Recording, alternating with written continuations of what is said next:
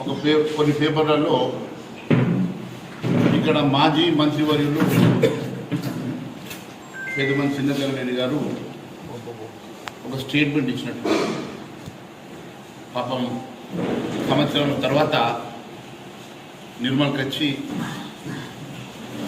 ఏదో మాట్లాడాలని మరొక తప్పుడు ఆరోపణ చేస్తూ ఉన్నాం కదా. నేను ఈరోజు ఇంద్రకరణ్ రెడ్డి గారిని అడుగుతా ఉన్నాను, అసలు మీరు ఏ పార్టీలో ఉన్నారు? మీరు మొన్నటి వరకు టీఆర్ఎస్ పార్టీలో 10 సంవత్సరాలు మంత్రిగా ఉండి ఓడిపోయిన నెల రోజులు కూడా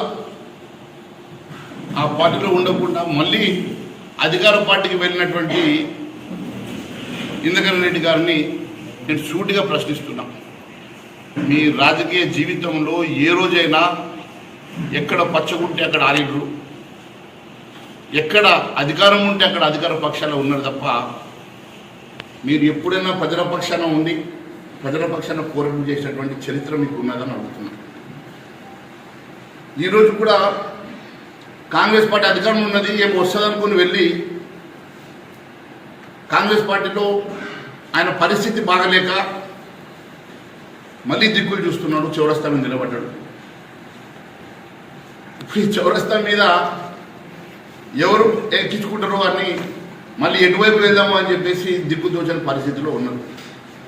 నేను ఒకటే అడుగుతున్న, వారికి బహుశా ఇప్పుడు 78 ఏళ్ళు ఉన్నాయి, ఇంకా 4 ఏళ్ళకి 82 ఏళ్ళు.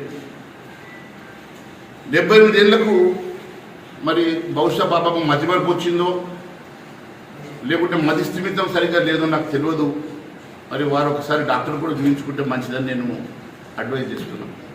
మీ గత చరిత్రలో ఎన్నో అవినీతి అంశాలు, ఎన్నో భూ కబ్జాలు మీ చరిత్ర నిర్మల్ ప్రాంత ప్రజలందరికీ తెలిసినా నేను ఎప్పుడు కూడా నేను మాట్లాడకుండా, ఈరోజు కూడా నేను మాట్లాడదనుకుంటా, కానీ ప్రజలకు కొన్ని అంశాలు నేను వాస్తవాలు ప్రజలకు తెలియజేయాలి కాబట్టి అది నా బాధ్యత కాబట్టి మాట్లాడుతున్నాను.